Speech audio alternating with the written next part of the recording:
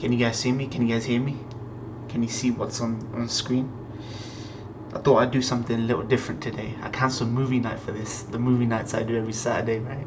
Because I heard yesterday that Snob came out of his shell to debate someone. I was like, shit, this guy doesn't even come out to debate anyone. I literally asked that guy on Twitter to do like a podcast with me, right? Because we tend to agree, and he was like, I'll just be repeating the same shit I always say over and over again. Then I was like, shit, he had a debate with someone. I'm guessing this guy is off Reddit, right? Because lately Snob has been doing replying to Reddit posts and just trying to annihilate people on Reddit, which is at least makes a change from, you know, going in on Chibi or Digi or, you know. But I thought I'd do this. I'm gonna start in a minute or two. I'm just bringing up chat on my phone. My boy Charlie, my boy Baker, Gio's here. Oh boy, this is gonna be jokes. I will be pausing it, so this is only an hour long. This debate's only an hour long. I'll be pausing it just to give my thoughts, right? Because I heard Snob didn't come off too good in this one, man, which is gonna be rare to see because he's all about creating the videos, writing the videos, and everything. So just give me a sec while I bring up the chat. Charlie Summer, my boy Charlie Clark Summer. This will be jokes.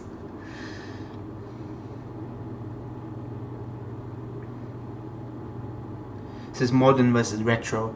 This guy Fiend, I don't know who this guy is. He's got a small channel, 65 subs. I'll link the original video because obviously this is his video, right? So I don't want to take credit for it. So I'll link his video, his channel and all that stuff. And you know, I'm shocked, man. Snob came out for this one. Just give me a sec. I'm bringing chat up on my phone. If there's any issues with audio balance or anything, just let me know. I'm shocked, man. Snob came out. Charlie Clark, someone. Boy Charlie Clark.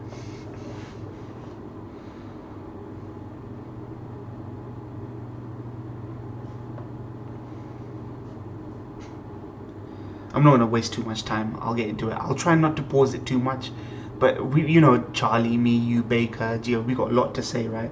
But retro, modern, you know, we're all like, Baker's reading, was it Kengan Ashura right now, and obviously you're into Grappler Baki, JoJo classics, right?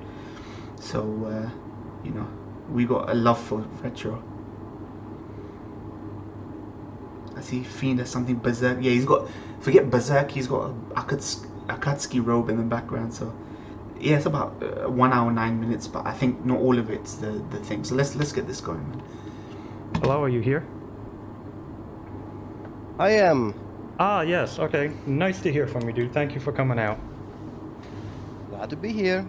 Okay, so, how are you doing? I should ask, you know, be polite. How's it going? My life is very simple. We have nothing of what is going on in the rest of the world here. It's a tiny village in the middle of nowhere. We don't have leftists saying they're nasty, nothing of value. We don't have plague, we don't have anything. That's drunk. Okay, I'm glad to hear you're doing well. Okay, so let's just hop right into this. Retro anime versus modern anime, if I recall. If your opinion hasn't changed, you are on the side of... Life very simple. Maybe in my entire life, I never changed my mind over something that important. Oh, okay, man. Okay. I want to quickly say, man, like, he will never lose this grumpy old man, dude. This is coming from a 35-year-old in October. I'll be 35, 8th, right? This guy will not shed his grumpy old man thing, man. So you're still on the side of retro, then? That's... Yeah.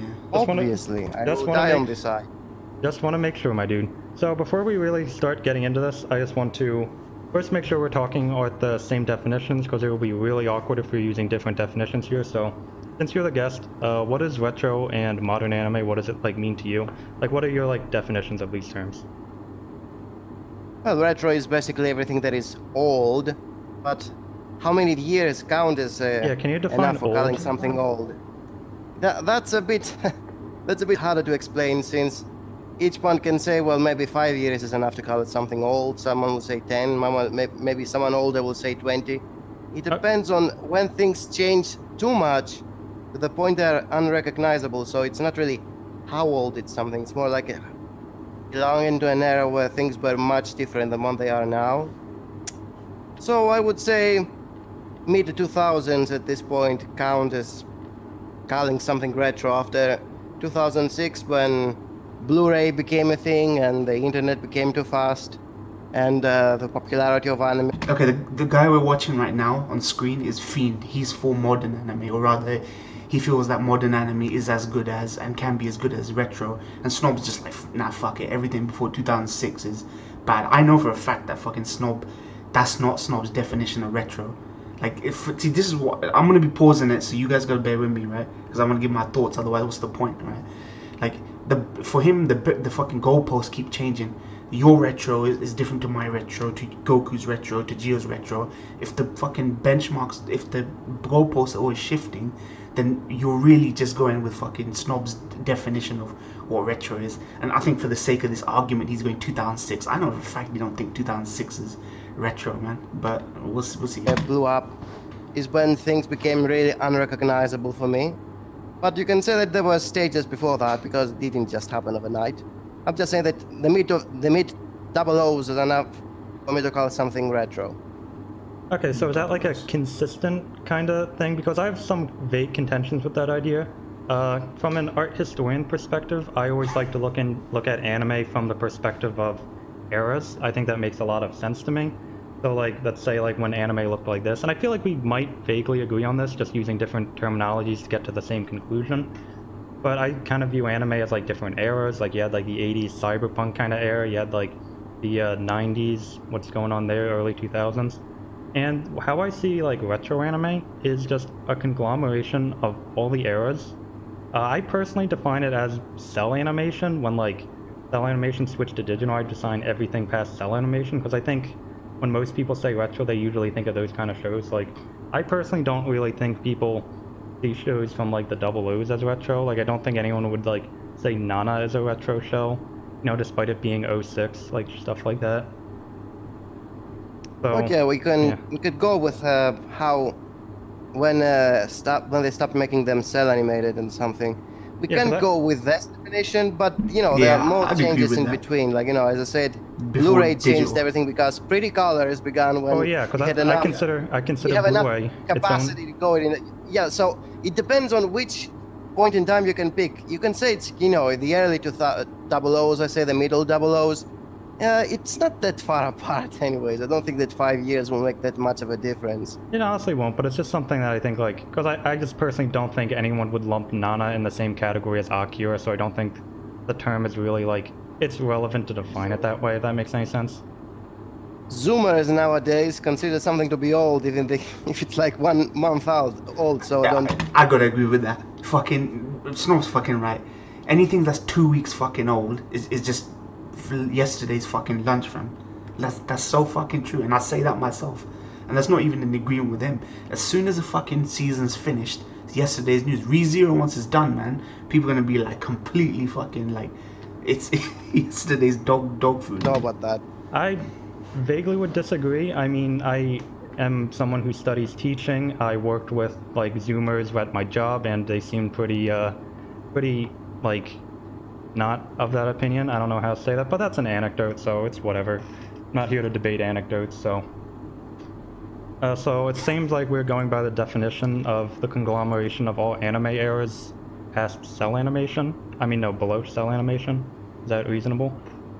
Okay, let's go with that. Okay, cool. So what is your main arguments to why the shows that defined in the retro, all the retro eras of anime, why would you say that they're why do you think they're better than modern? Well, the prime reason is because, by definition of something being made as a cell animation, it was way harder to be made than after it was easier to be made with Android animation or through computers.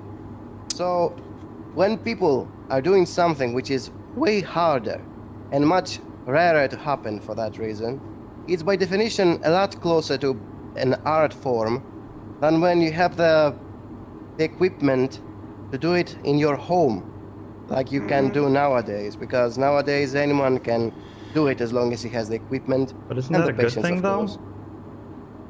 Well, it's an art form. Isn't it a good thing that more people are able to participate in art? I don't see it like that. I don't think that everyone should be Really? part of art because art Okay, wait. is special.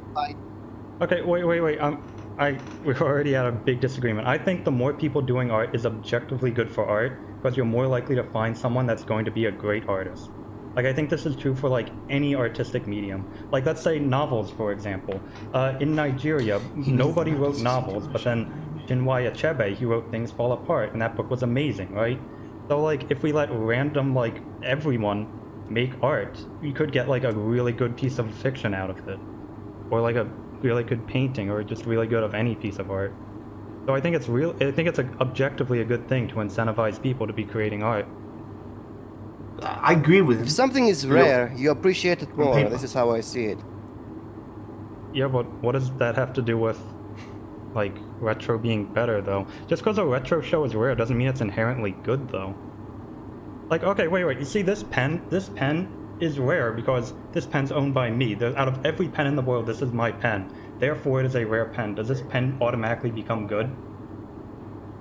Oh, and I'm holding a pen on screen. Right? You know, let me pause it there. Like, I see, he's not his first language, right? He's Greek, so I don't think English is Snob's first language. I get what he's saying.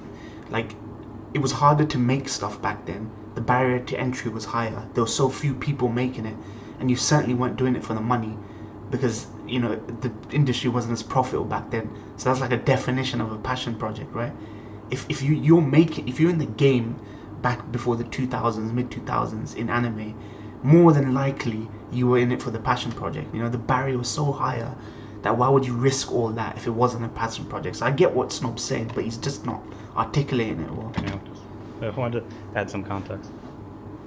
Eating steak is nice, but when you eat steak every day, it loses its specialty. Wait, but that's non sequitur. What does that have to do with my example? It means how does something being rare inherently make something good?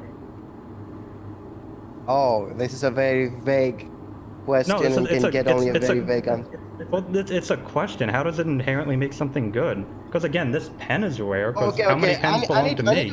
I need to explain how more special something was when I was a kid. Okay. Because this is like a time frame when things weren't like this. So when I was a kid, there weren't that many anime around. So by definition, watching a single anime on television was better in the sense that there was nothing else quite like it as it is right now when we get like 50 or 60 shows. Does this mean that those shows back then were better than the average show of today? No, but because it was standing out a lot more as a show, as the only single show I was watching on television compared to any other cartoon series and live action, it was making it special. Because nowadays, a lot of Western TV series and cartoons are getting their inspirations from other media. And you can say that nowadays... Isn't that a good thing? Well, not really, in the sense that there were few of them. No. Anime, there's so many animes now, there's so much stuff being created now, that means there's so much a bigger pool of influence you can have, meaning that art, it just has so much more potential to be better now than back in the day. Yeah, but see, that's the thing though, let me pause it there, like, it's derivative, you know what I mean? It's safe, but yeah, there's fucking more anime. There's probably like 20 fucking Tokyo Ghoul clones, there's 20 Naruto clones, there's 20 Bleach clones out there, you know what I mean? There's 20 things that are trying to be JoJo or Baki or these kind of things. Like, just because there's more doesn't mean the quality is fucking increased, right? With it. Yeah. There were fewer shows back then, right? So you could distinguish between them. Now there's so much trash. I think the percentage of good to the bad is actually bigger now than it was back then, even though you had less. When there was limited pieces of art.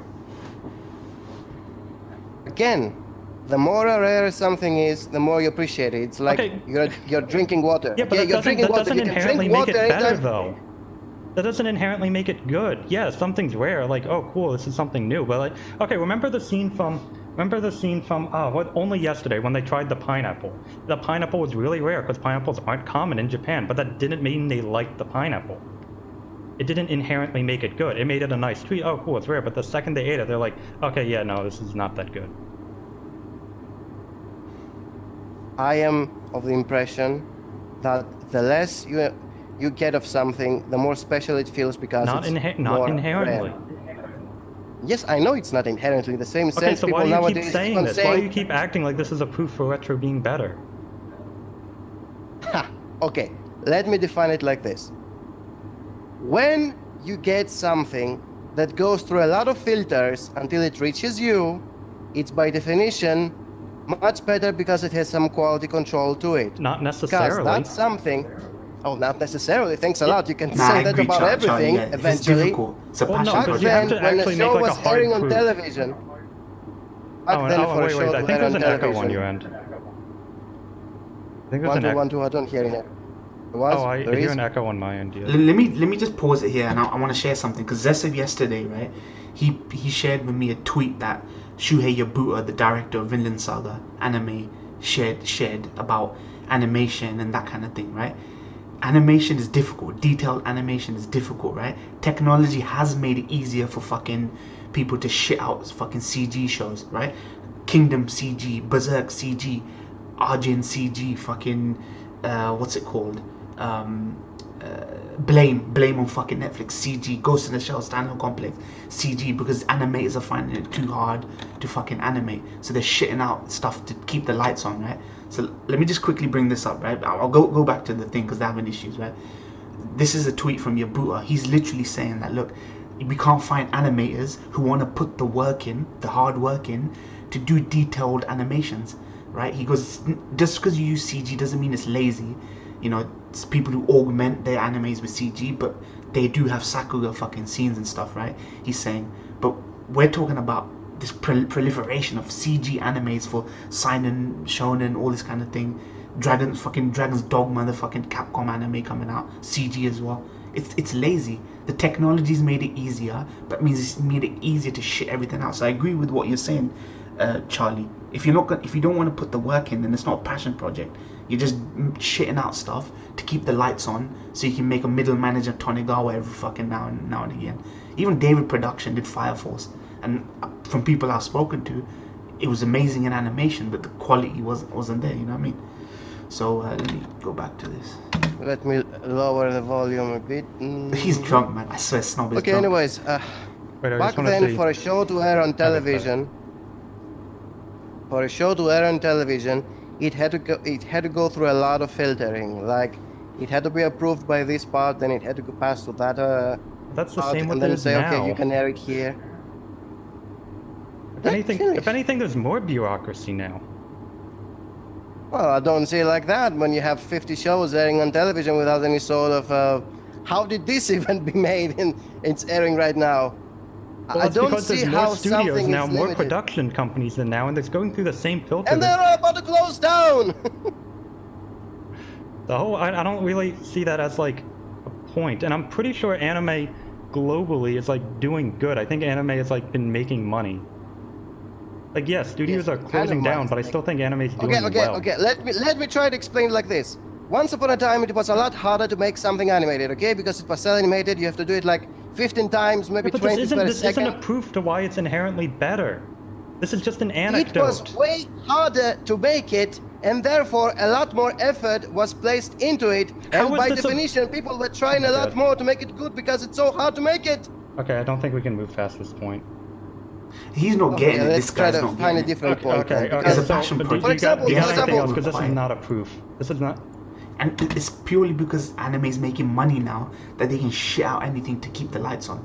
Back then, you weren't in it for the money. If you were making fucking Cowboy Bebop and you were making bloody LOTG OVAs, you were not in it for the money. Considering how obscure they were even for their time, right? At the time where there's so few anime out there, right? Now there's fucking every shonen under the sun.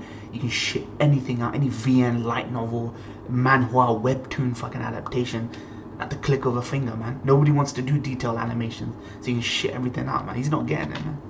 Do we have a different point besides this in our discussion? Okay, do you have any other arguments for why retro is better? Any other proofs? Have you compared the average quality of a cell animated 60s movie of Disney with a recent movie by Disney? I don't really watch Disney, so I don't think. I I don't really like. Because like I'm Snob's not right, going though. to talk about shows I don't know about. That's just not. Okay, Akira. You know Yeah, what Akira? about Akira? Yeah, you're citing the Okay. single like best movie from the 80s when like most of them are terrible, but okay. But hold on a second, like Zesif said, more and more animators are leaving the industry because the pay and hours are crap, so production teams aren't really way bigger.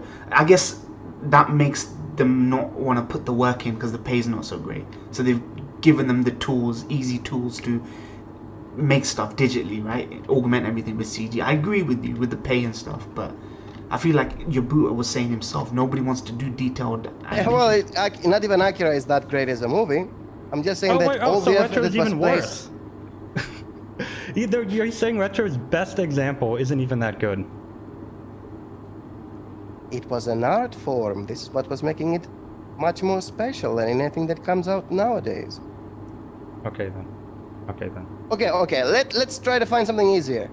Back when it was a lot harder to find an anime airing on television or something like that. It's popular for fucking Snob to shit on Akira. Actually, over the years, it's become even more popular. I've seen for people to just shit on Akira. You can't compare the animation, the effort gone into Akira, and say we've had nothing. We've had nothing like Akira since, man. It was standing out a lot more compared to cartoons and TV series because of the culture it was coming from. You can call it culture shock. But then the more anime that kept being made based on the notion that, yeah, we're gonna make this so it can be globally distributed and all that. Which is a good It was thing. less special because they were keeping in mind, oh, we have to make this more safe and we have to keep on promoting it. Therefore, everyone can watch it, and therefore it doesn't mean anything. It's like the old quote from The Incredibles. Okay, if wait, everyone you is do special, they know don't that special. you do know there's a lot of retro anime, right? Like there's a lot of OVAs that nobody talks about. There's a lot of just random shows that don't even get talked about. Like it's not like because I do think that retro anime and modern anime is more or less. I think it's proportional. I think just like yeah, the proportions are higher with modern anime, but I think like the quality, like the proportion of quality, I think it's pretty much the same. Like wait, you believe in Sturgeon's law, right?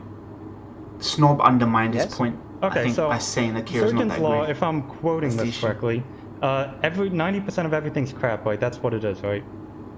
Mm-hmm. Okay, so everything implies everything, right? Meaning every subset will follow these same proportions, right? Yes. Okay, so if I do random samplings to build a subset from modern anime and use random sampling to build a subset from retro anime, the proportions of crap to good anime will be the same 1:9 proportion. Yes, but you're gonna remember something easier when you get a bit of something every day than when you get 50 Wait, but the bits of proportion's something the every same, season. though. The proportion of quality is the same, though. You're special See, pleading because of this your fucking bullshit. This I don't get. I've heard this argument before. Somebody on my Twitter started saying, "Oh, they used to make plenty of shit back then. There were plenty of garbage back then, but there were fewer animes." See, the people say, "Oh, £400 in fucking the mid 2000s would be £800 now." I don't care, and they go adjusted money, blah blah blah. That doesn't change the fact that £800 now is still a fucking shitload of money, just like it was back then. These people say, "Oh, 90% of anime was shit back then and 90% of anime is shit today," but that doesn't change the fact that objectively they're a bigger number then, you know what I mean, proportionally. So if there were 10 bad fucking animes back in before 1990, right, there are 200 now. Just because it's proportional doesn't mean there aren't more fucking worse animes out there. That's why people say 90% is trash, you know. nostalgia. The average man will have a hard time remembering what that good portion is when he's only trying out what is most popular. So the difference between retro and modern from a different perspective is that he gets too much out of something, therefore he doesn't really appreciate what is really good because he can't tell it apart. When you get too much out of something, if you don't have very good critical skills, you're gonna miss the ball, basically. You don't know what is actually good.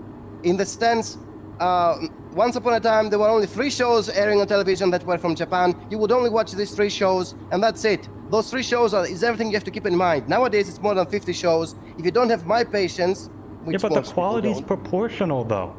And people do check out a lot of shows. Like, Well, I did make my own proportional comparisons between retro and modern, and it turns out that everything that was popular in the golden age. Then you probably don't believe in Sturgeon's law then, because if you do, then the proportion should be true no matter what subset you pull from an Sturgeon's everything. law implies in a more broad sense. Everything it doesn't implies just... every subset. If we No. I don't believe in the Sturgeon law. I think it's gotten worse. I don't think it's 90. I don't think it's like 70-80% is crap and 10% good. I think it's got worse. You might have 500 more animes. The percentage has gone down.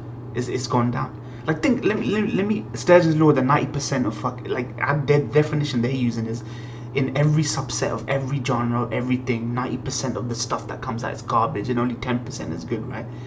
I don't know how the way they're using it. Think of the reactors, right? In any season, I don't do seasonals, right? I don't do that many seasonal. I'm really fucking picky. But look at the how ubiquitous some animes are. Everyone's doing Higurashi, Jujutsu Kaisen, Black Clover, Boku no Hero. Like the stuff that rises to the surface is what 3 out of like 15 or 20 animes every season. That's 3 out of 15 to 20 animes that might come out any season. And of those fucking 3 animes that everyone's doing, AOT, blah blah blah, how many of those fucking animes is a classic or rise to top? One in every couple of years, right? It's just bullshit. And this guy, if we take into account Sturgeon's law, it's not just about anime. It's about anime plus movies plus cartoons plus everything plus This doesn't everything help your in argument. pop culture. That doesn't help your argument. Because again, No, it doesn't I'm really. talking about subsets. A subset of Subset. everything should follow the same proportion. Unless your metric of analysis is inconsistent listen, or it's your not special always- pleading. Not always 90%, okay? It doesn't really mean it's always 90%. Okay, cool. So you don't believe in It can Sturgeon's be law. 80, it can be 85, it can be Okay, 95, cool. So it can be you 99. don't believe in Sturgeon's Not law, every then. year That's is the fine. same in quality. It's just a generic impression of like 90% of everything is crap. In the sense that it usually is, but it doesn't mean every year it's always 90% of everything is crap. Okay, there cool. are some Then years you can which are say you better just than don't some other believe years. Sturgeon's law, then that's This fine. year alone, I found almost nothing that I enjoy, which is comparatively way less than every other previous year that I was watching movies or cartoons or series. And you can say, oh, maybe it's COVID or something, maybe, but still, yeah, Sturgeon's law is no longer 90% nowadays, because this year alone, 2020, it's like 99%. Although I did find something which is good. So don't hold yourself like, Sturgeon's law has to be 90%. No, it's not really 90%. It depends on the year. It's a generic impression when it comes to whether it counts good or not. Okay, cool. So you don't believe in Sturgeon's law, that's fine. Okay. I do believe in Sturgeon's law, but only in a broad principle, sense. right? Broad Like, sense, yeah. Okay, then. All years Okay. and all mediums. Some guy's and named in general, if April you Andy or break something. it down to smaller parts, no, it's not really 90% all the time. That's what I'm trying to say here. It's Okay, worse okay. actually. Okay, dude. Okay. So, where were we? Do you want to talk about quality of modern shows compared to retro shows? Because I have a little spiel on that. Okay, I think he's about to bring out his big guns, trying to bring out old retro anime versus modern anime. Let's see. Go on. Okay, so I think that modern anime and just modern art in general will always have an advantage over whatever came before it, because human society is growing ever more complex. People are smarter now than ever, and that's not Human society, people are smarter now than ever. What is this?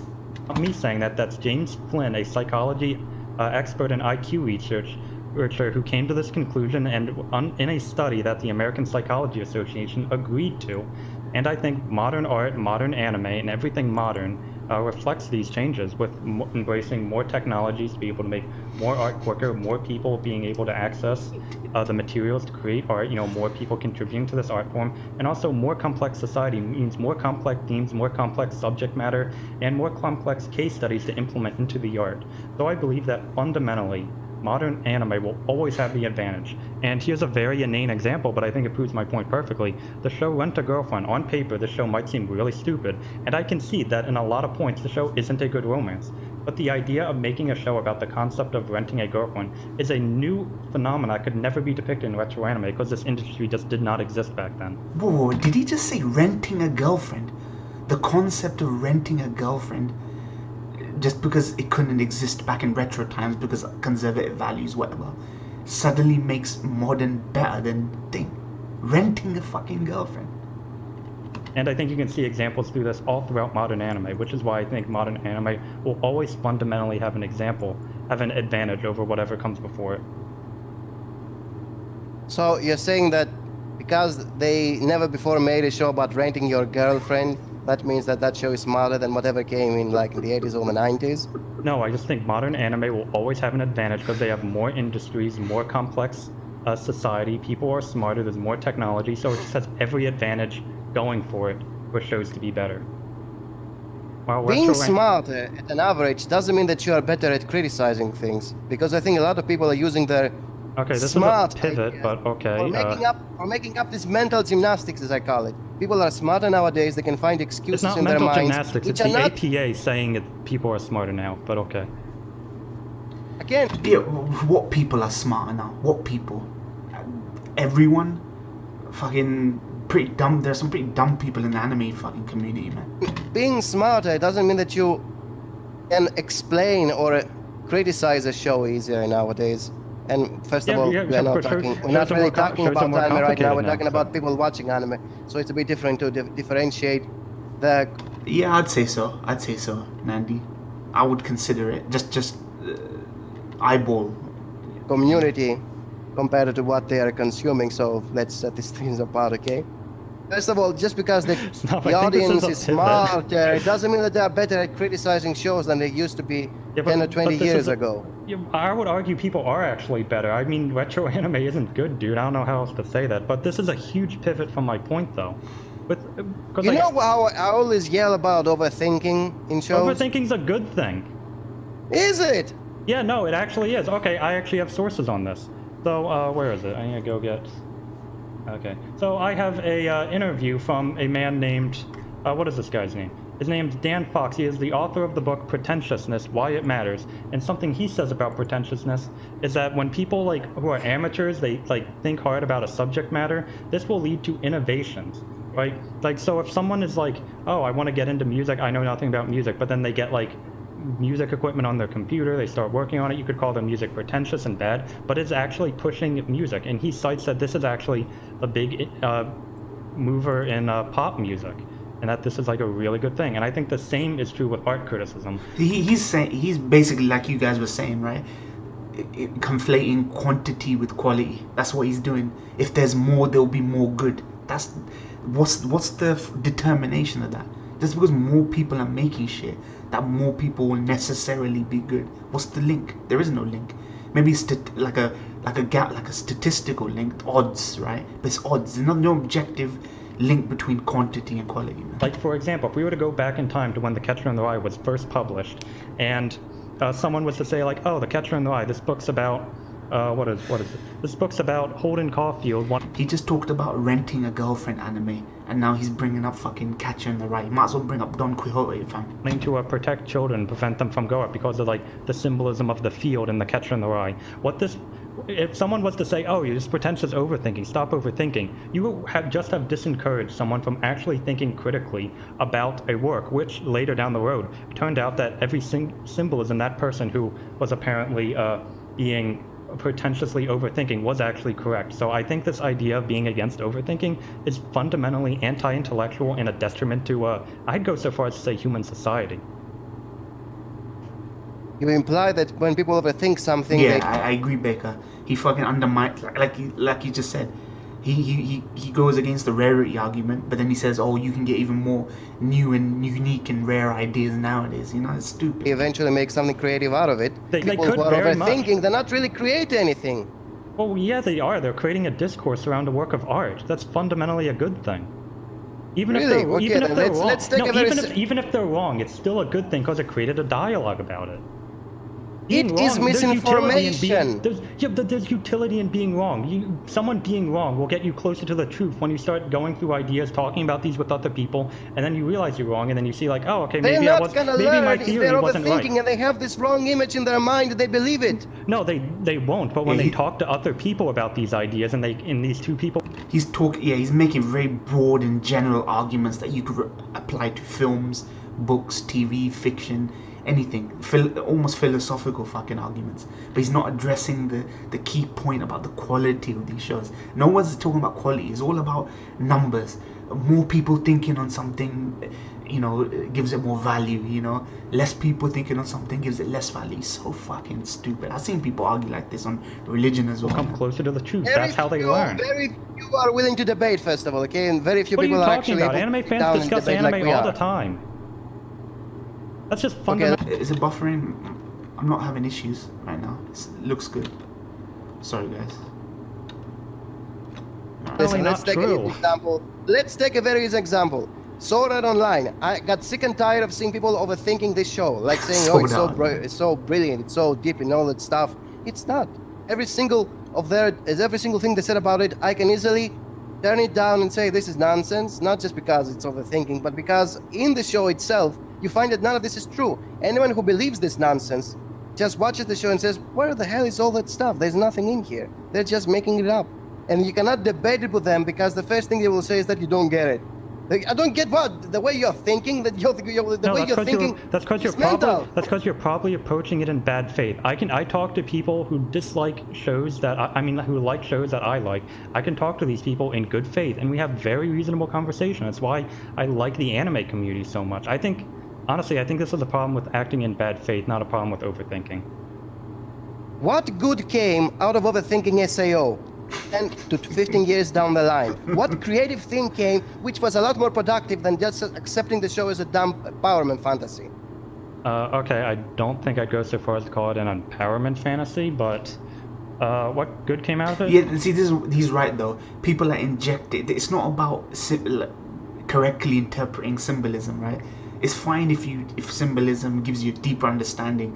This is more now about people injecting their fifth fucking Kingdom Hearts dimension bullshit, trying to fill in the flaws and shortcomings of an anime by just doing, like you say, mental gymnastics. Trying to say, this is how it happened, don't you remember this and that and that? If it's not clear, right, and people have to do mental gymnastics and 4-hour essays about how this explains that, right, and it's still subjective, man. This is stupid, man. This is fucking stupid. We got more anime? I mean, the show looked cool. I mean... Oh, shit! Yeah, just overseas so you can make more anime? Is that it? It's like Korean adaptations? Sure. Oh, Korean adaptations are dope, dude. Okay, and I'm not gonna go there, first of all. Because the first thing you'll listen about it... As long as you like it, keep making more of it. I mean, come on, that's not really an excuse here. Wait. Okay, wait. You do realize that the first piece of art of like a new medium of art is usually really bad, but then once people refine that art, that's when it starts getting good. This is even true with anime. If you look at like the earliest anime... You think that people, after 15 years, those who are making isekai improved the formula of isekai because they really liked SAO and said, okay, let's make something better? If we have more people like me that advocate for like good changes in isekai, maybe these things will change. Maybe they will get better. We don't know for sure. Maybe, but did they? But did they? Did we they? still After don't all know. those people Anime's still going on. We're formula. still in modern anime, dude. We don't know yet. What do you mean we don't know yet? I'll tell you what advocating. What is advocating? Tweeting to the fucking creator. Everyone's so fucking vehemently against giving criticism to the creators. So what they do is they get their Crunchyroll subscription, their Funimation subscription. Funimation lap up all the fucking subs from DxD and all this bullshit, and that tells them, the figures tell them that fucking, yeah, this is what people want, that's what we give them. So in 10 fucking years, isekais haven't fucking broken out of this fucking same tired fucking mold, man. Swimming in isekai nowadays, and none of them are good. None of them. What good came out of overthinking isekai? Nothing creative, nothing better came out of isekai, and it's not like SAO is the first isekai, okay? It was back in the 80s, some mecha show that nobody knows about nowadays. Yeah, isekai sucked in the 80s too, dude. Dog, that doesn't help your argument, but overall, I think advocating for changes in the industry, like how I do, will better the industry down the road. Okay, and I don't think discouraging overthinking... Implying that someone is going to be creative about it. As long as someone is being creative about it and does something with it, I will agree, but I don't see that. I don't think that overthinking something is going to create something great. I mean, can you say that Hideaki Anno was overthinking mecha when he made Neon Genesis, and that's why it's a better show than the rest of them? I guess you could argue that. I don't know. He wasn't overthinking anything. He was just making a show with robots, which was basically himself talking about his mental issues. He wasn't overthinking anything. There was a lot of religious imaginary in there. What about all that stuff? Yeah, sure. He's right about that, though. It was the community that overthought it. I remember seeing interviews with Hideaki Anno where he just said, look, I was going through shit, man. That's why I injected in the show. It was the community that fucking creates all these essays about Evangelion and what it means, right?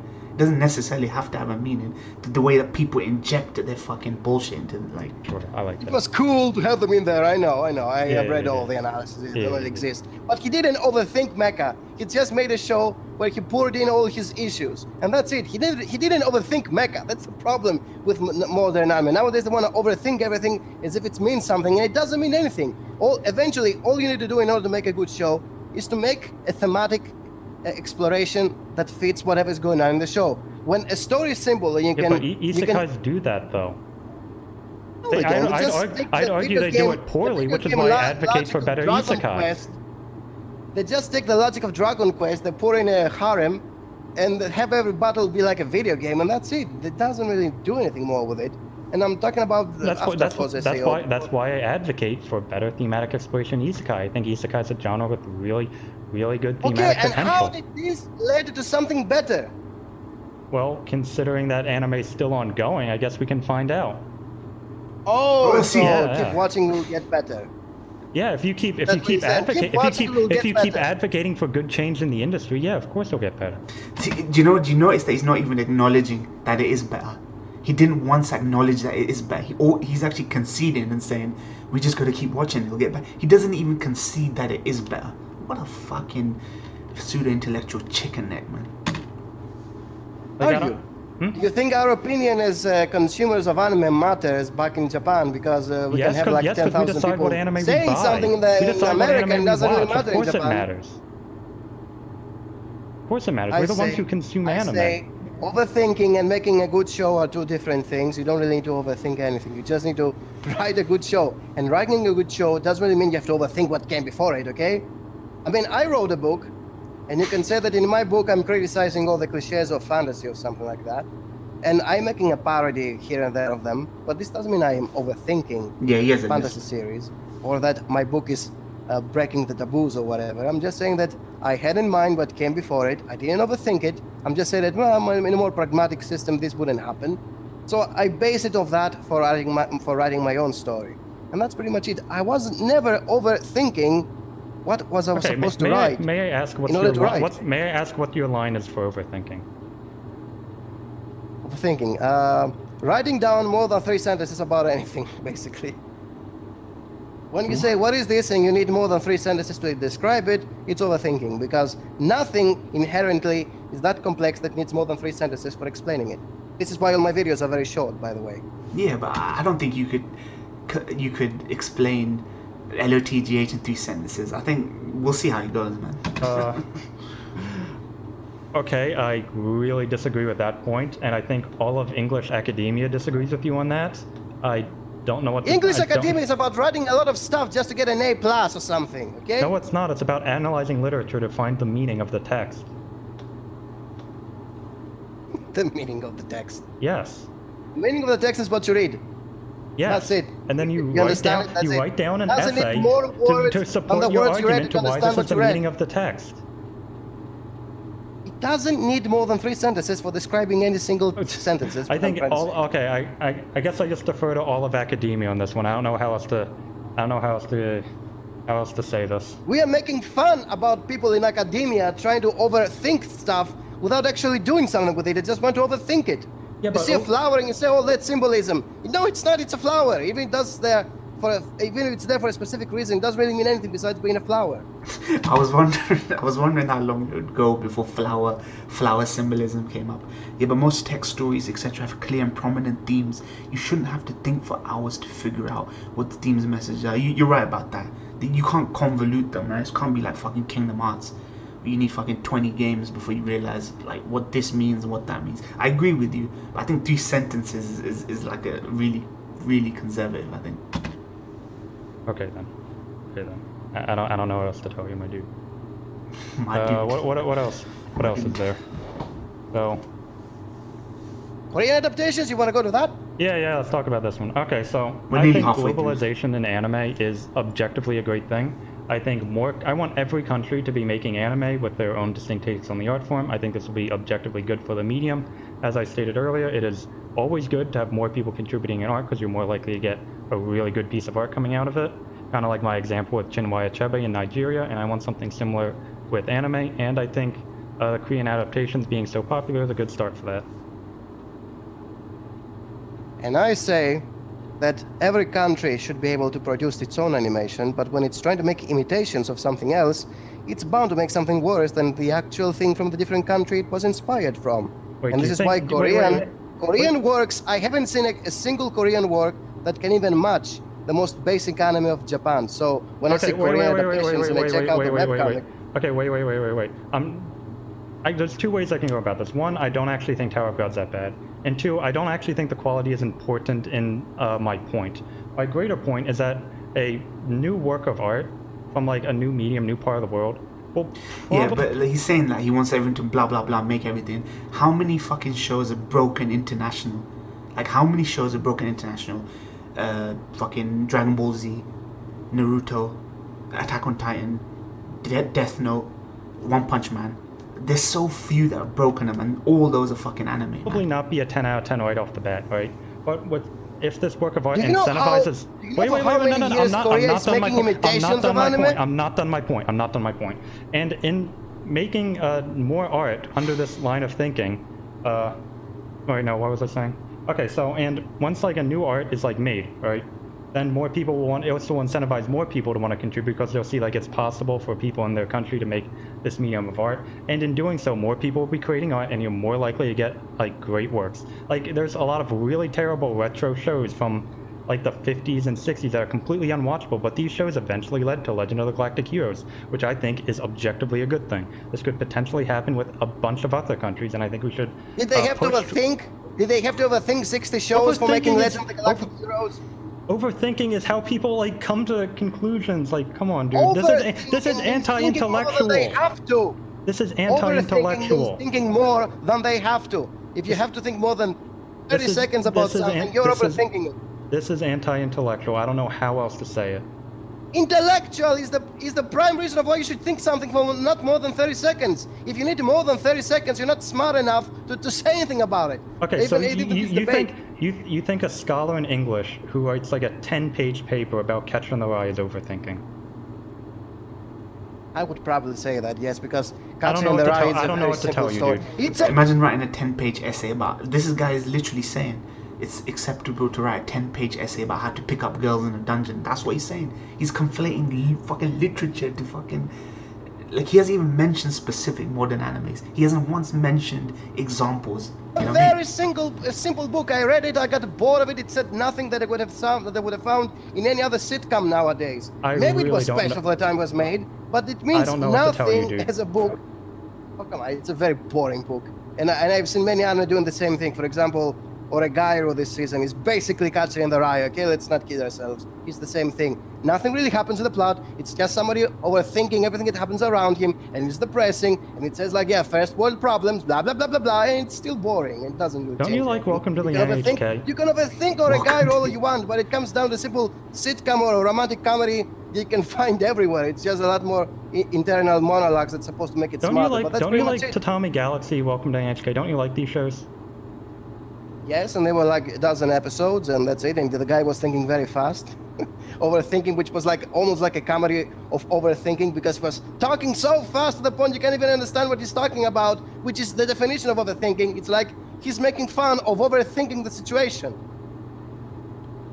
Okay, You know, but I'm gonna quickly say it.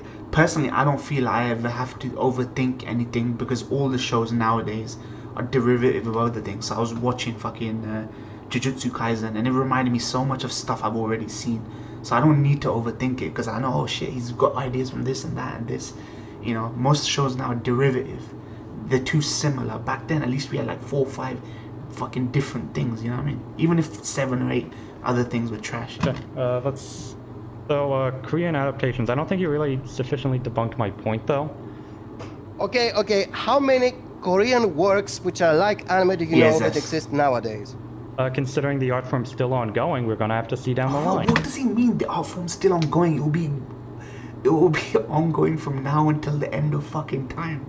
Are we supposed to wait till we're fucking fucking coffins before we fucking make a judgment. Fam. Yeah, if you can say something is ongoing and it will never stop being Okay, ongoing. wait. Here's an example. Okay, wait. Can I give you an example? Can I give you? Okay, so let's say we go back in time. It's the early '90s, right? There's a lot of really jank anime in the early '90s that wasn't very good. Then we see Akira. No, not Akira. Like, we see Evangelion being aired, right? And before this, we were like, man, the 90s, this is a terrible era for anime. There's, like, nothing good coming out. Bebop came out. Evangelion comes out. Sailor Moon came out in the early 90s, by the way. Can I finish my point? Okay. So, and then Evangelion comes out, right? And this person's like, yeah, the show was good, but, like, I still think this era is pretty bad. Not taking into account that after Evangelion comes out, there'd be a bunch of, like, really cool really cool sci-fi shows in the 90s to come, which will, like, in my personal talk about the era of the 90s, make up for the underwhelming first half. So what do you think that person is justified in saying, yeah, this is a bad era, yeah, this isn't a good era, even though there's better shows that will come out down the line? Yeah, I mean, look, fucking, do you get Rose of Versailles now? Name me one show that's like Rose of Versailles, historical drama. How many historical dramas do we get nowadays? We're more likely to get historical dramas or things that were loosely based on historical dramas back then. Now we don't, because nobody's got a fucking taste for historical. Do you think that's like an intellectually honest statement? Nobody made a good show by saying, I'm gonna make something like Evangelion. Many people thought, let's make our own Evangelion, but nobody... Can you answer my point? What is your point? My point is that it's intellectually dishonest to say, oh, this is bad, even though we haven't seen the full effects of said thing. Can you agree to that? History is never stopping until the end of times. You cannot say we cannot criticize something until it's over. No. You have to criticize it in retrospect. 20 years down the line. 10, 20 years down the line. 10, 20 years down the line. When we're looking back on this era now. Criticize it. Okay. To play devil's advocate here, I understand what this guy's saying. He goes, how long do you wait before you can determine if something's a classic, right? Like, if Sangatsu no Lion,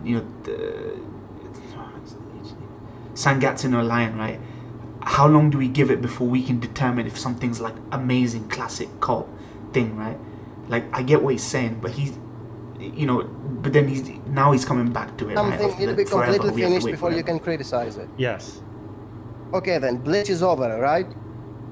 I'm talking about artistic errors, which I think, yes, you have to wait until it's finished to, like, fully have a grasp on what's going on. I'm just taking a random example. Now, Bleach, they're gonna animate the last season. Okay, I don't get why you're pivoting to Bleach when I'm talking about artistic periods. And every art historian agrees with me, by the way. Specific examples, because you keep on generalizing everything. Wait, you think Steins Gate is retro? I don't know, man. Maybe. I guess when they started adapting visual novels. Would you consider video game adaptations retro, like visual novel? Ongoing, it's still moving on, and I don't see the improvement. It's intellectually dishonest to talk about, say, modern anime is bad when we don't understand the full effects. I'm calling it overthinking. That's the difference. An art historian would never compare contemporary art to like medieval art because contemporary art's not finished yet. When I'm calling something intellectual, I don't think we are following the same word here, because when I say something is intellectual, it just makes you think, which basically everything makes you think. Let's not kid ourselves. But when something is overthinking, then it makes you think more than you should. It's thinking in an unhealthy amount. When somebody watches an episode of any show, let's use ReZero recently, okay? And you see that some episodic reactions which are twice or three times the duration of the actual episode, talking about what is going on in the episode, and say this is analysis, this is like intellectual, this is like analyzing what is going on in the show for 3 times the actual amount of the show. This is nonsense. Yeah, I hate to say it, Son Wukong is one of those guys, perpetrators of this 45-minute videos, 50-minute, hour-long videos about how fucking deep something is based on. You need to be informed enough to make these things. The theory craft and the speculation thing is what fucking keeps the clicks coming, you know what I mean? And revenue coming. This is overthinking. It's not intellectual. This is wasting your time on something that means nothing, and it doesn't lead to anything. You keep pivoting back to this doesn't lead to anything. Okay, ReZero is a crappy series. Chibi reviews. I don't give a crap about all the symbolism in it. It's torture porn. It's waifus. It's time resets. It's a definition of a waste of time. There's nothing of value in this show. Yet people are overthinking it, and they say this is what will lead to what better isekai.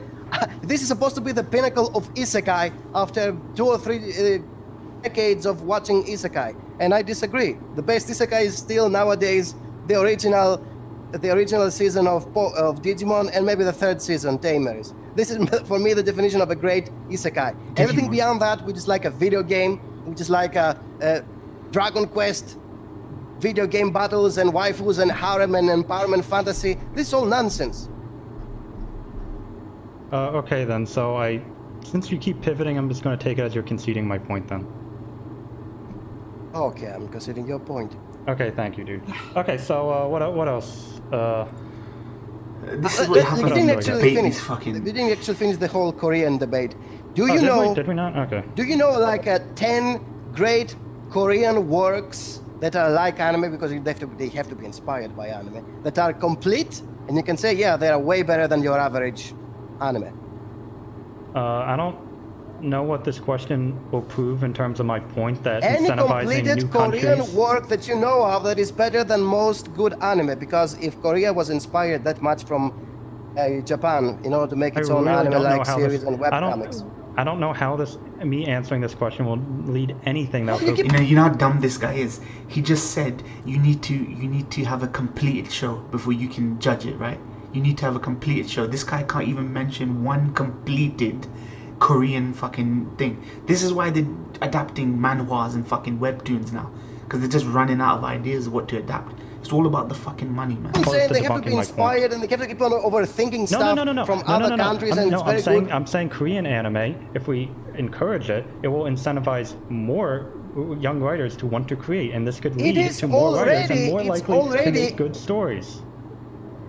It is already creating thousands of stories, even if it's not popular, okay? If it's more popular, it's going to create even more stories, yes, that's for sure. That's a good thing for art. But it already has created thousands upon thousands of stories. And how many of them are actually great? Well, we have a pool of several thousand Korean works. This is what this boils down to. He's speaking in hypotheticals. Snob is speaking in absolutes. I'm in agreement. I don't think modern anime can't be, you know, I think modern anime can be fucking amazing, but it isn't. It isn't.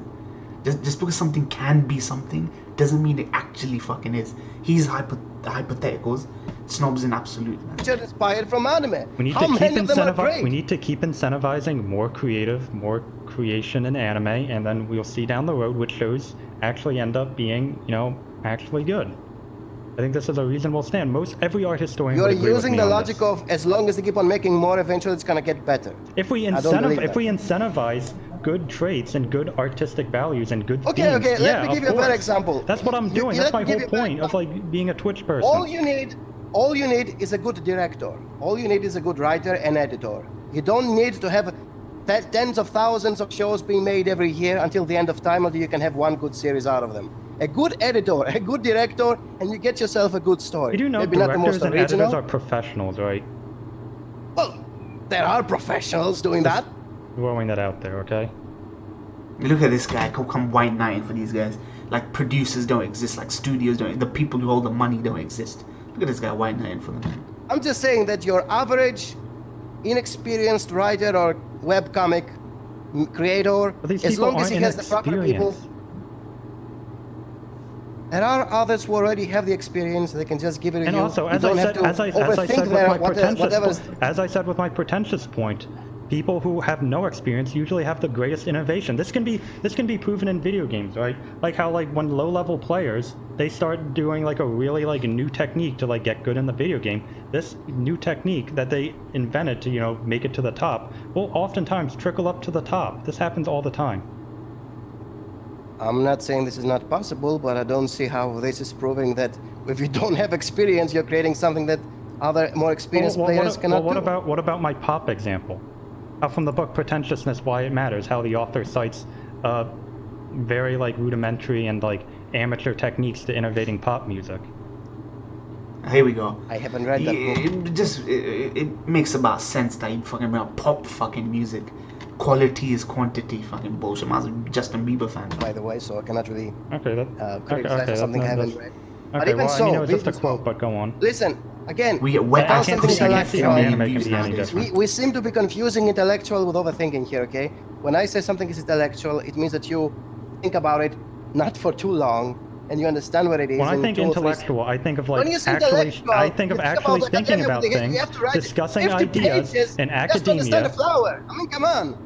I mean, okay, so again, a scholar in English writes a paper explaining themes of a book. Is that overthinking? And you'd say yes to that. Is the analysis longer than the book itself? Well, if it takes that long to explain, then maybe. Well, maybe his explanation is Okay, wait. very Here's long an for example. what it's Okay, supposed wait. to be. Okay, wait. Okay, so Mark Twain, right? Mark Twain, I believe it was Mark Twain, one of these old authors. He has this one proverb. It's like a book that's in like one sentence. It's called, I think the book is... Yeah, I agree, Nandi. You got workhorse directors nowadays. Workhorse directors that are moving from studio to studio to studio, right? No visionaries. Like, you can tell a director's vision. Araki's the creator, but you know, so Yuasa has vision, Kon has vision, you know.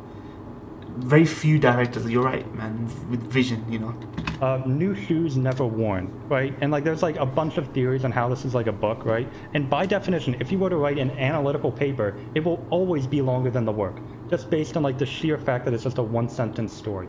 So would that be fundamentally overthinking? But this is such an arbitrary line, dude. One sentence is not really a book. You know, see, Snob undermines his argument. It's the substance of what is written. It doesn't matter if you write 3, 7, 8, 9 pages. It's what you're writing is what's the key. You know, you can write 7 pages about something and it has substance, right? Or you could write, you know, 2 pages and has 0 substance and pretentious, right? You don't have You to can debate overthink a quote all you want, but it's still a you're quote. gonna debate some English. English majors will disagree with you on this, It's my a dude. quote. It's a quote. English majors will disagree with this on you, my dude. Today I ate an apple pie. Okay, I've overanalyzed this part. No, it's you just ate an apple pie. The end. Okay, I'll give that. Okay, wait. Listen. Do you not believe in taking quotes? Like if I was like for making an argument, right? And especially in English, actually, you usually have to make a quote cite things. So if I was to cite like a quote from a character in a story, Yeah. The problem here is that if the other guy is wrong about a topic and you quote him, you assume that his quote is wrong, even if he's part of a wrong book, not someone's opinion. I prefer to see works. If I'm writing an analytical paper of a book and I put in a quote and I analyze what this quote means and it ends up being longer, that is such an arbitrary line to call that overthinking when it's just thinking. Oh, it was Ernest Hemingway. My bad. Thank you, chat. He doesn't even know. He talks about being English major and he doesn't know. He thought it was fucking. Yeah, I prefer to see works instead of quotes because taking a quote can be interpreted depending on the situation in many different ways. Well, that's the point of analytical discourse. You're supposed to determine what the quote means. Discuss this with other intellectuals. This isn't overthinking. This is just when you have to explain something with See, this is a cautionary tale about why you just don't intellectualize anime. You can talk intellectually about it, but don't intellectualize it because you just get demolished like this, man. With a vague sentence, and if you explain what this vague sentence means, you can overthink it as much as you want. You can find out. But that's how analytical discourse works. Then it's just overthinking. I'm sorry. If something is longer than whatever you are analyzing. All of academia is overthinking, then that's cool, dude. Cool. That's a good stance to have. I don't know what else to tell you. Are you implying that some quotes are just zipped down information that's like they can be they can be procedures in programming where you don't really wait. Here's the thing. Even if a quote is wrong, let's say if a quote's wrong, someone just misquoted something. If you were to disprove that quote didn't mean anything, that's probably still going to be longer than the quote itself. Okay, anime, what a mistake. You probably know that. Like, I'm not lying. Isn't that like a meme? Isn't that? Yeah, Tatami Galaxy was good. I would say Tatami Galaxy, to be honest. Though I did like Devilman Crybaby, but Devilman Crybaby is actually probably one of the most mainstream things I've seen of Yuasa. He said, what a mistake. And many people were overthinking this goddamn quote for all those years. And all they had to do is just see the video where he actually said that, and under the context he said it, and it wouldn't be so confusing. This is why you shouldn't use a quote if you don't know the entire context of the quote. Look, this is what was going on here. A vision and passion project. Do you think Berserk 2016 CGI was a passion project? Do you think if anyone gave a fuck about Berserk, they would have done CG? If anyone gave a shit about Kingdom adaptation, they would have done CG. If anyone gave a shit about Kengan Ashura, they would have done CG. Or if anyone gave a fucking crap about Blame, they would have done CG, trying to convey what they read off the fucking page, right? There are no passion projects nowadays, unless there's a visionary that really gets behind it, right? Really selective with their projects. Okay, but that's different to my argument of you have to analyze quotes. Even if you have the full context, you sometimes still have to analyze a quote. I'm not gonna lie, Yabuta, I'm not sure, he did fucking Inuyashiki. It was soulless, completely soulless, didn't look like a passion project. Then I was hesitant going to Villain, and then fucking Villain turned out actually damn good. They made concessions, but it was damn good. It felt like a passion project. You can tell when a show gives a fuck, and you can tell when it doesn't, you know? Like fucking 7 Deadly Sins season 2 and 3 just got worse and worse and worse. By the way, you do know what that quote actually meant, right? No, I don't care enough, dude.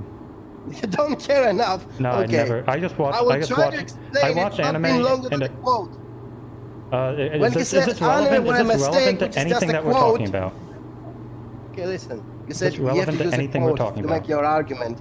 Well, yeah, that's usually what Using academia quotes to make your does. I arguments. mean, well, somebody uses a quote from Miyazaki, for example, and people overthink what he meant. Okay, and well, they guess give what? 10 different explanations. Well, guess what? As I said earlier, you can be wrong, and an analytical discourse will determine if you're wrong, and that's how discourse works. Okay, people can be wrong in an analysis. That's fine. It happens all the time. Yeah, that's very nice.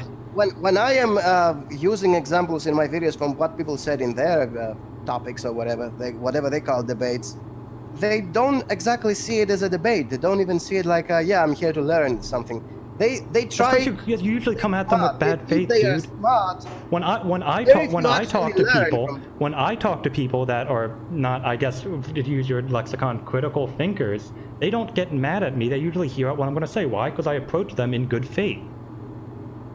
This is very easy stuff. Good faith is a very yes, good faith works. I'm educated to be a teacher. I know how to talk to people. Aha, that's very nice. I was never educated to be a teacher. See, anime is made to sell subscriptions now. Think of the distribution models that were available for anime back in the day. Think of the way these animes were distributed back in the day. And the distribution models now. Animes are now fucking made to sell subscriptions. Crunchyroll's in the anime game. Funimation's in the anime game. They pander to fucking these base whales and fan bases who will accept garbage. And the garbage is what keeps this wheel turning. Back then you had visionaries, self-funded. They were distributed only to be on DVD, right? That was the only distribution model back then. Now they're there to sell subscriptions and shit. Teacher, yeah, I'm self-taught. So if I come up more angry than usual... Now I know why you have such bad takes, dude. It's not just that. It's just that whenever somebody is talking to me, he doesn't see me as his teacher, by the way. Everybody sees me as this annoying guy who jumped out of nowhere to teach him stuff. Yeah, that's because you're acting in bad faith. If you're in a class, the others know that you are their teacher and they have to listen to you. When I'm talking to somebody on Reddit, they just think I'm some nobody who jumped out of nowhere to tell him stuff. So they don't see me as a teacher as much as I'm trying to be a teacher. So it's already different because when I'm talking to somebody on Reddit, on the chat over there, they don't see me as a teacher. Not even as somebody older and more experienced. They said good faith. Very few people are willing to listen, people they don't know about, that they know nothing about over chats. Good faith, good faith.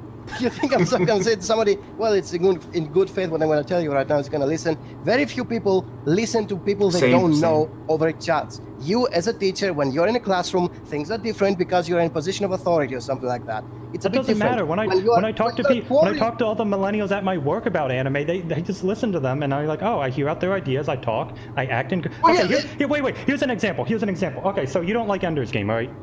Wait, no, Maze Runner. Ender's Game. I like the concept, but yeah, the book is shit. Okay, so I also don't like Ender's Game, homophobic, by the way. Oh, yeah, I don't like that either, trust me, dude. But I was talking to some kids in Boy Scouts, right back when I was in Boy Scouts, like a million years ago, right? They were younger than me. You were than talking to them in person, right? You were talking to them in person. Yes. Death Parade is great. I fucking love Death Parade. 9 out of 10 for me, that show, man. I talk to people online in good faith, too. I talk to people online on good faith, too. Before you say good faith, Do you know how different things are when you're not talking to somebody in person, when it's over a chat? I do, because I talk online with people and I still act in good faith, and it's fine. You know what? Something I used to be really critical with my MyAnimeList reviews, and you know what would happen? People would come at me, be really angry, and then I'd talk to them, and I'd just be nice to them. I'd ask them how their day is, like ask them like what's up, and then I talk to them about the ideas in good faith. And guess what? They ended up being my friends. I ended up making friends with people I strongly disagreed with, and I ended up actually moving them on positions. Yeah, I Because can I'm do acting that in too. good faith. Without You asking don't. them That's how why- was their no, day.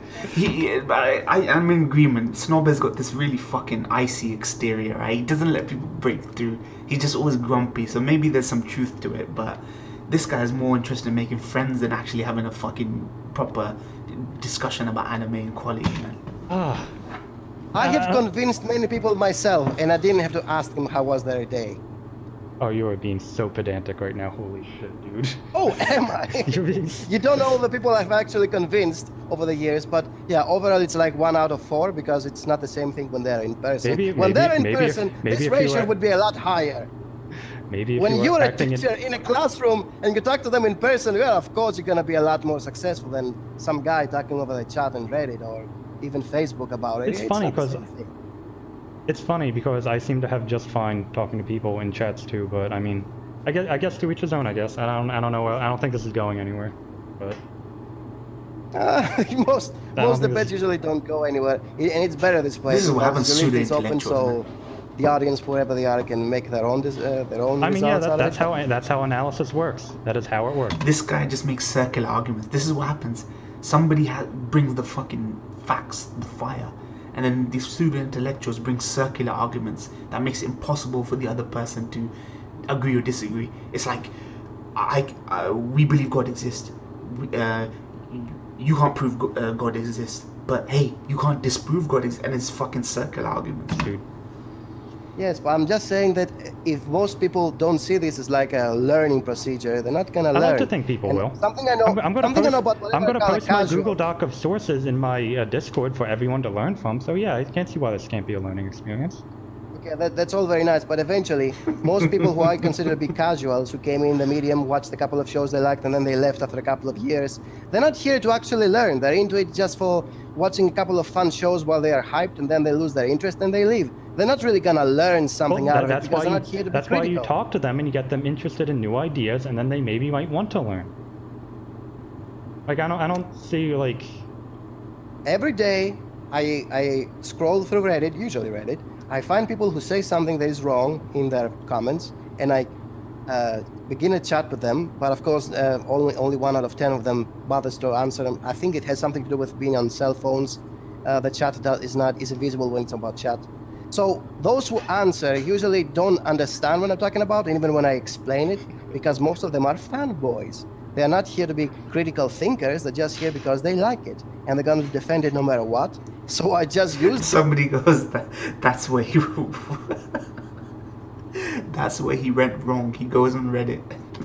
Those things they're saying in my video. Can I do a little fun fact? Okay, since we're playing the anecdote game, I used to be the biggest fanboy of Naruto, and I still kind of am to this very day. And guess what? Look at me now. I also like Naruto up to a point, by the way. Yeah, I do too. Yeah, Naruto's cool. Same. As a whole, doesn't mean that it wasn't good in the beginning. Okay, but my point is I was a huge fanboy, and look at me now. Now I'm watching Legend of the Galactic Heroes. I have opinions on the show. I'm making all these arguments. What do you think about Naruto? I don't know. It's a good show. What do you think about Naruto? I think it's a good show. It's pretty cool. It's definitely worth checking out. Yes, but did it decline with time? Yeah, I think a lot of characters needed more screen time. The ending was a little jank. Yeah, I would probably concede that. You have pinned down all the main problems, basically. Yeah, I don't see what's like. My point is I was a big fanboy, and now look at me now. Now I'm getting sources, reading facts, learning stuff. There is a difference. There is a difference between being a fanboy who will never accept there are problems in the show. No, they don't. It's not never. It's not never. They'll grow out of it. If you treat these people in good faith and talk to them and like give them like new ideas and choose them to new shows and just be nice to people. Oh, bullshit. Be nice to people. Bullshit. That never works.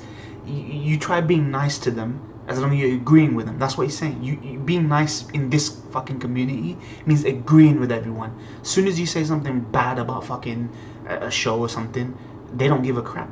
You can't be critical. You have to be fucking validate them. You have to keep telling how fucking fire everything is every week. This is bullshit. This is fucking disingenuous bullshit.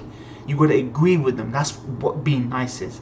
Just because Snob disagrees, he says that's not being nice. What's he supposed to do? Like, I do agree that Snob needs to at least be not so binary. Garbage. Amazing. Garbage. I mean, there is a mid ground, right? But this is bullshit. This just means agreeing with everyone. Look at Twitter for fucking. They'll grow out of it.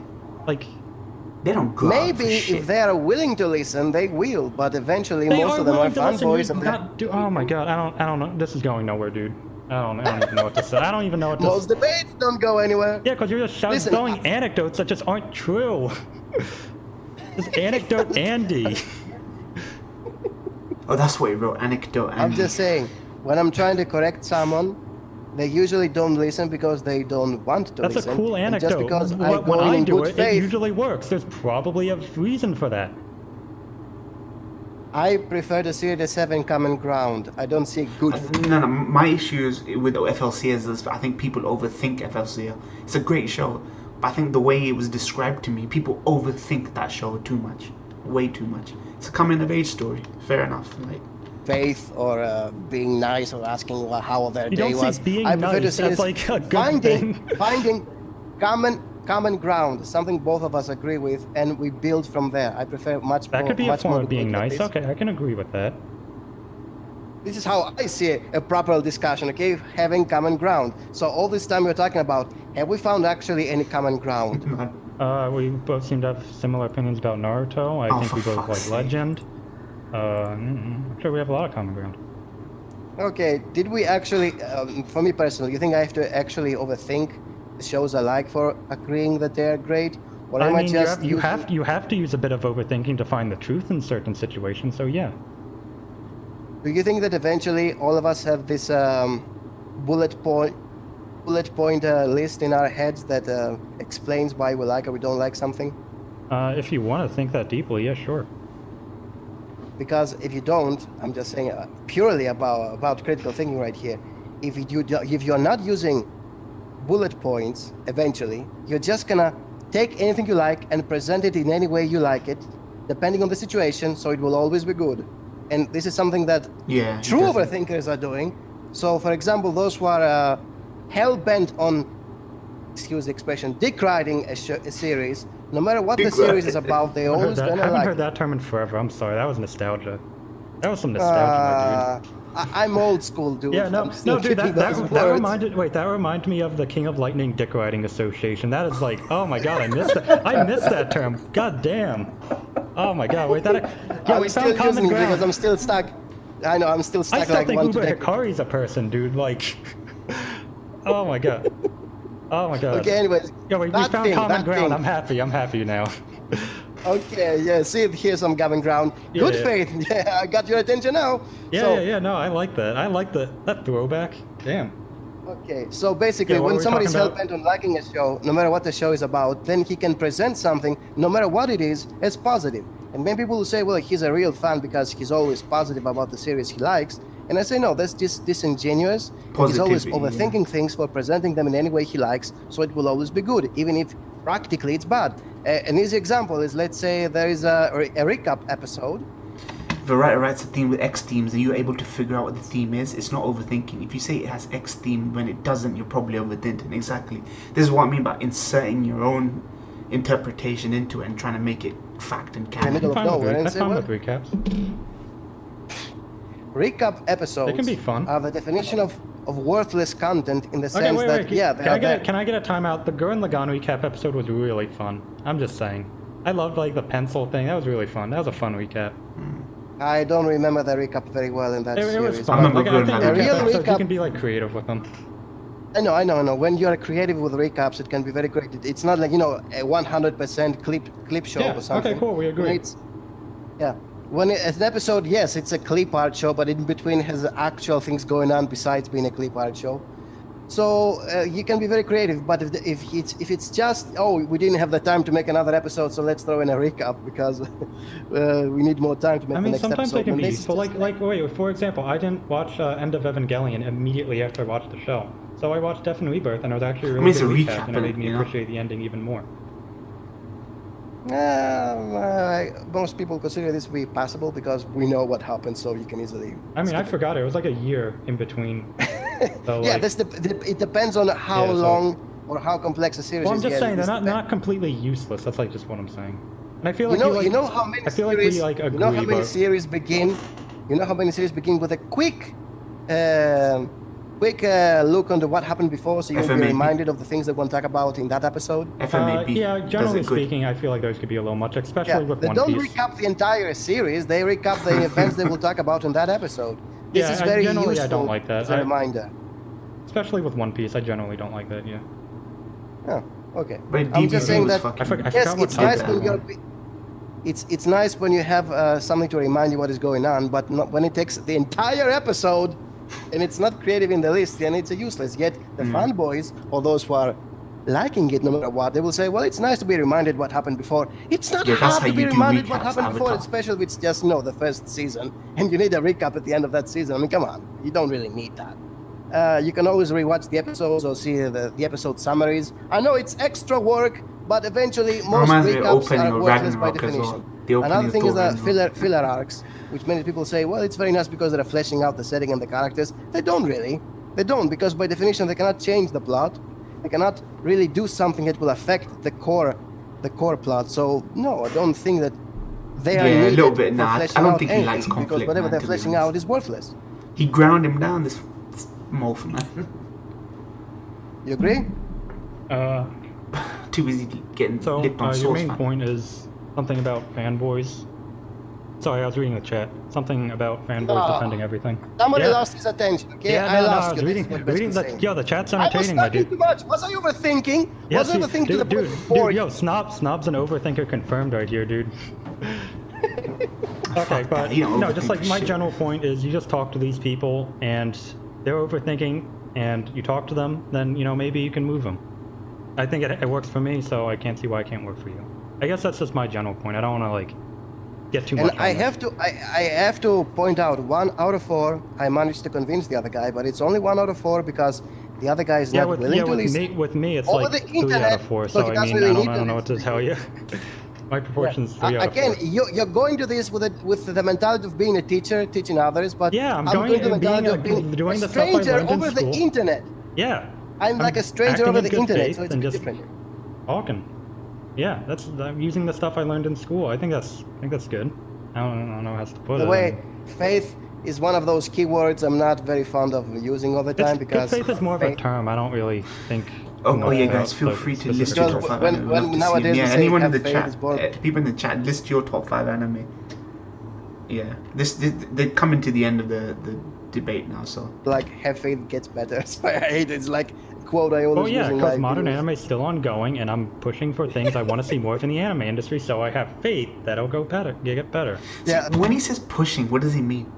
What does he mean? Buying Funimation's DXD fucking Blu-rays that come with tissue boxes, or buying fucking merch and stuff for fucking how to pick up chicks in a dungeon. Like, I'm advocating. What does that mean? What does that fucking mean? Something that goes along with it is potential. This show has a lot of potential, so you need to wait until it taps into that potential. And I'm saying, why can't it just tap into the potential right now? Usually what I do when I watch a show and I see some themes that I think are really interesting and I want to see incentivized more, I will actually talk about the show in terms of these themes, and under the hope that, some people will be like, yeah, these are cool ideas, and then get like a bunch of people all interested in ideas, get the marketplace of ideas behind me, and then down the road, hopefully anime gets better. When I start a show, I have this very simple mindset. I am watching you, don't disappoint me. That's pretty much it. Okay, yeah, and my whole thing is I want to watch shows, find out what's good about it, talk about those things, and hope I see more of it down the road. See, that's the big difference. Glass half full, glass half empty. I just want to see all the good shit. I want to see what's good, and let's hope it gets better. Let's hope. And this hope is what these fucking channels like Forever and Chibi ride on. The 20% of the show that might be a little bit good but never quite hits that fucking target. Let's exploit that positivity. Positivity is great, but you can't fucking just forget all the bad shit, you know? And then they only fucking ebb and flow, right? When it's popular. Do you remember when it's popular to hate Dragon Ball fucking Super? Huge period. Popular to fucking hate Black Clover. And then when it got good and everyone started getting positive about it, every fucking dude and his granddad was like dick riding it, man. I mean, I'm still watching Gibeat, which is like one of the worst shows of the season, and because it's such a wonderful train wreck. That show is not good, dude. That's like a... Ooh, that's like... That show's so bad I would just think it was retro anime, dude. That's like... Retro anime, huh? Yeah, dude. I have... But yeah, I don't even know what topic it doesn't belong in any era, by the way. It's so poorly done. It doesn't belong in any era. I can agree with that, because it concedes... Because it doesn't get included in a modern anime stat, so I'll take that. I'll take that. I'll take what I can get, you know. This guy doesn't even mention why he fucking hates retro. Yeah, he's nearly done, man. We're at the end now. I think it's because I love the opening and closing music, because I know it's very cheap, but I really like it. Oh wow, you're a real anime fan. You watch shows just for the opening. Ooh, yes! I'm really fanboy when it comes to this. I really care about shows.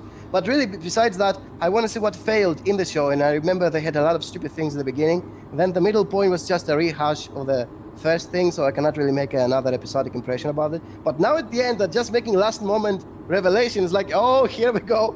You just had to make more revelations the last moment, which make it even worse. So I just want to see, were they really gonna make another revelation at the end? And yes, they did. So it's like, worth it. Hey, you know, hey, whatever makes you happy, dude.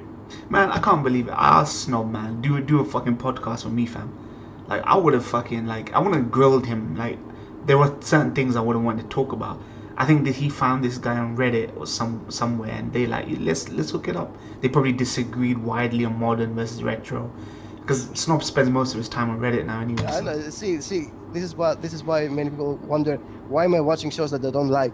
I am watching them to see what didn't work in them, okay? Yeah, and then when you analyze this, you write a really long paper, you take quotes, you support your arguments, you substantiate all your claims, and guess what? You got a scholarly paper. And boy, did that convince a lot of people, right? No. Yeah, honestly, you can. Like, just look at YouTubers with like long video essays that people actually watch. I mean, the first thing a fanboy is gonna say about those who hate their series, they will say, well, they are haters and nobody's really actually watching the show. They just hate it for the sake of it. They just saw a long video on YouTube and they believed it without actually watching the show. That's true. People love their fucking video essays, man. They love the super eye patch wolf guys. Yeah. So I don't know what you're talking or referring to by that statement. Are you mean the people hating on the show? I'm referring to those who didn't actually watch the series. They just base themselves on the popular opinion, or those who defend the series no matter how much others don't like it, and they keep on using. Keep using all these excuses. Yeah. They use a lot of excuses which don't make any sense in the long run, but they're still using them like a go-to mental gymnastics, as I call them, which by themselves are also like a bullet point format. It's like, don't do this when you want to be intellectually honest, and do this when you want to be. So in my mind, everything's now like a bullet point. By itself, every line in that bullet point... For me, Vinland, Ping Pong, Vinland, and Kaiji, up and down, man. Up and down for me. Vinland's in my top 10, though. Vinland Saga's in my top 10. Definitely in my top 10. It's very short. You can analyze it to be a lot longer, but eventually, in order for your own convenience, it's very short. It's very easy. And it's supposed to be a gold standard. Like, it works everywhere. And many times people say, oh yeah, you liked it here, but you don't like it there. My top 5 is like yours, but Ping Pong and Kaiji might be different places. I can't, it always changes for me. It always changes. I literally came off Vinland right now, so it might actually change my number 5 actually. But pretty much the other ones, I would say number 1 LOTGH, number 2 It's because Monster, I need to use more points out of that list, to make my point more clear. So we Ashton often, even in Joe, my videos, we 4. often people wonder. We have people disagreeing with me, Kaiji saying, 5, "But you like ping it over pong, there, but you don't like 6 it here." maybe. I didn't feel more of those one-liners from my list, basically. Okay then. Anything else you want to talk about? Because I feel like we didn't really do anything, but You didn't I do don't know. nothing. You Anything did. else you want to talk about? Wonderful. That's basically every debate ever. But Yeah. Hey, you know, Now I know why he think it was doesn't do fun, okay? podcasts. okay, let me put it this way. All this time you approach this from a good faith, which I don't agree with this. Yeah, Bukijo. Good faith. Blah. Good You faith also works, said dude. You gotta approach try it, dude. You approach it as a teacher. Yeah, When, yeah, because you are a teacher teachers, in real life, you know, apparently. teachers are. Okay, I'm gonna end it. Like, I think they're just going. They don't have nothing to talk about. This is why I think I know why he said I'm just gonna be repeating the same shit over and over and over again. But I don't think they go anywhere, man. To be honest, dumpe, something. Yeah, love it, man. Love Ashton Joe. Ashton Joe is a classic. This is what I mean about retro. Look how many retro things are in my top 10, man. There's only a few. There are a few modern ones and few ones that just borderline, right? But you know the thing with Snob is, right? Snob models himself of Jim Sterling, the video game reviewer. If you guys are familiar with Jim Sterling, right? He's very critical. Like his whole thing is games industry, crunch, hate developers, publishers, AAA. He models himself off that. He's like Jim Sterling, great at editing small videos and writing his shit. But when he's spitting off the dome, right? Like, you know, he's not that great, Snob. I don't think Snob can think on the spot, you know. But when he writes his arguments and edits them and puts them together or plays off someone else, he's decent, you know. So I'll give you the greatest sports fiction ever made. Yeah, I would say Joe is better than ping pong. I love ping pong, and yeah, man, like I can be critical, but I do tend to focus on a title. Yeah, but see, this guy is actually like a tame version of what exists today. If you look at the people on Reddit and Twitter, man, they're way more. They will come down on you like a fucking ton of bricks. Like I saw Snob's review of, what was it, Jujutsu Kaisen, and he was very critical of it. The dislikes on that were fucking insane on that, you know. Me, I was more flexible with lenient on Jujutsu Kaisen because I'm not familiar, but I want to watch a show like it. But even his own fucking fans were disliking that video, man. Miyazaki made a great point when he said that back in the day when manga was first coming around, people had to write stories inspired by reality because they were living like normal people. These days all mangaka say how they grew up as otaku, so they don't have that real world experience to write believable characters, archetypes and trope injecting fan service because they think that that's what fellow otakus want, right? Yeah, you're absolutely fucking right, man. Miyazaki always draws upon, you can tell he draws upon a more pure time, right? A more clean, pure time on which he influences, right? Inspiration that goes back to history, like fighter planes and countryside and nature and all that shit, you know, how Japan used to be, you know. Now it's all tech and, you know, fan service and lolly and fucking sex droids and all this fucking other shit, man. Isao Takahata was a damn good. I need to see that film. Only yesterday. I need to watch Only Yesterday. I still have to watch that film. Only Yesterday. Yeah, I fucking fully agree. What do you guys think of that debate overall? I don't think Snob did as great as I thought he would have. He wasn't as sharp. He wasn't as sharp as I thought. And this guy was all like bringing very general like philosophical fucking arguments, you know. I did show Sonia the Takahata film Grave of the Firefly. She was depressed for a few days after it was over. Miyazaki is also generational talent, creative genius. Him and Takahata, the kings of animation. I do want to leave like the stream on what fucking Yabuta said, right? I'm gonna reread it in case you guys missed it, right? He goes like, the direction of design changes drastically with the times. Nowadays, it's getting harder to find animators who like detail and realistic designs. Most animators are freelancers, so detailed designs can be a risk for gathering animators. He goes, the increase in CG does not mean they're getting lazy. I'm not gonna lie, I feel it is getting lazy.